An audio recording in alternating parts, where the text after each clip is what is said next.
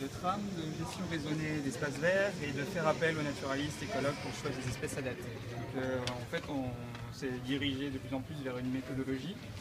On a institué réflexion autour de la gestion pérenne de la végétalisation du bâtiment. Donc, ce qu'on vous propose, c'est une façon d'aborder un projet, un espace, comment le concevoir et comment faire tout son cycle en fait pour aller le plus possible vers l'objectif d'avoir une gestion pérenne. Donc on commence avec la phase de conception. Donc ce qui nous paraissait important dans la phase de conception, il y avait la volonté d'une part, donc à la fois des politiques, des porteurs de projets, des donneurs d'ordre, selon la situation où on se trouve. Le fait de faire appel à des professionnels du vivant, donc écologues, naturalistes, autres, pour le choix des espèces notamment, et avec l'ensemble des autres acteurs et du projet, choisir des espèces qui sont adaptées à la situation et aussi à ce qu'on veut en faire, notamment au type de gestion qu'on souhaite apporter. Il y avait le fait de s'inspirer d'expériences d'autres territoires pour récupérer les bonnes idées. Le fait d'intégrer une programmation qui soit à la fois dans le temps, choisir quelles allaient être les étapes de chaque action pour ne pas forcément tout apporter d'un coup, que les habitants puissent appréhender le projet progressivement et sans frayeur. Et également dans l'espace, c'est-à-dire choisir au sein de cet endroit qu'on veut aménager, qu'est-ce qu'on va faire et à quel endroit, pas forcément tout faire de la même manière.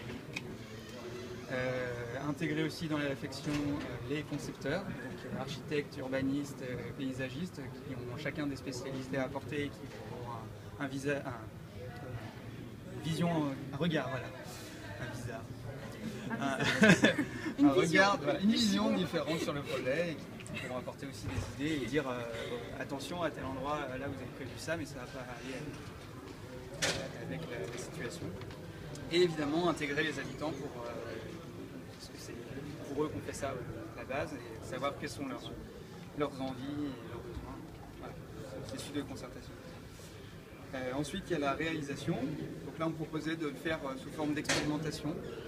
De ne pas dire on va tout changer de votre espace comme ça d'un coup parce qu'on a décidé, mais de dire on va faire le test comme ça a été dit dans une des conférences ce matin à des endroits peut-être un peu restreints et dire on verra si ça marche ou pas, et puis si ça marche pas, on choisira autre chose, et si ça marche, on l'étend. Avoir une communication avec les habitants, donc ensuite de la concertation, leur dire de toutes ces réflexions qu'on a eues, voilà ce qui en est ressorti, voilà ce qu'on vous propose, qu'est-ce que ça va vous apporter, qu'est-ce que ça apporte à la collectivité, par exemple des économies financières, essayer de monétariser aussi tout ce qu'on peut gagner. Et évoquer tous les autres enjeux qui sont pris en compte. Et choisir des entreprises qui soient adaptées au projet qu'on veut mettre en place et qui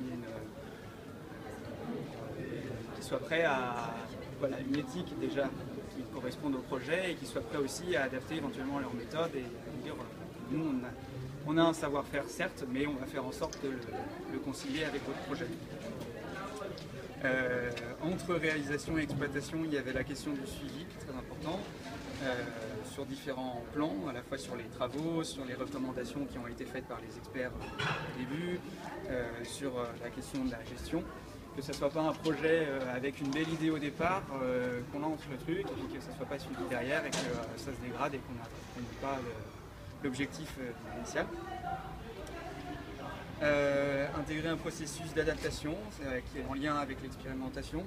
Si jamais l'expérimentation n'a pas fonctionné, essayer de voir pourquoi, essayer de changer éventuellement ce qui ne fonctionne pas, ça finisse par marcher.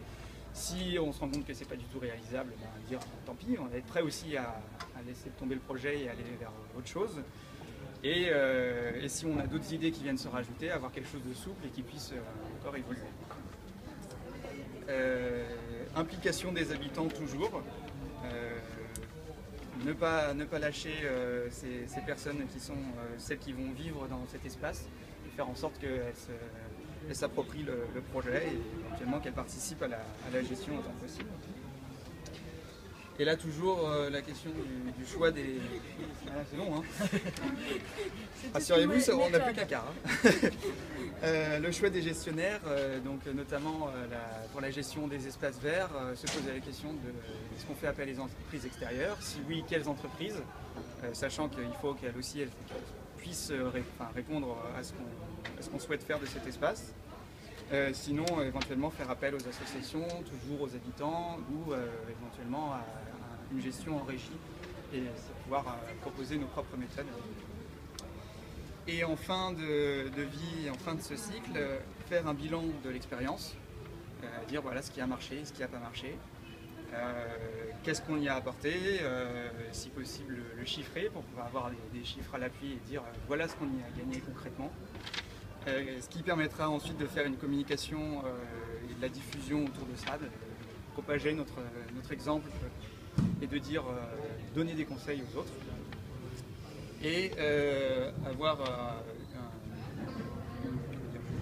une idée de la résilience et de la sauvegarde de ce projet qui se maintiennent au fur et à mesure, y compris avec les évolutions qui peuvent arriver et peut-être un changement de destination du bâtiment ou des choses imprévues, faire en sorte qu'on puisse quand même ne pas perdre tout ce qui a été mis en place.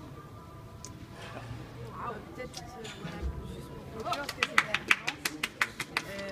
c'était cette idée que en fait chaque endroit est spécifique, donc de proposer une méthode donc là qui vous a été détaillée, donc c'est super.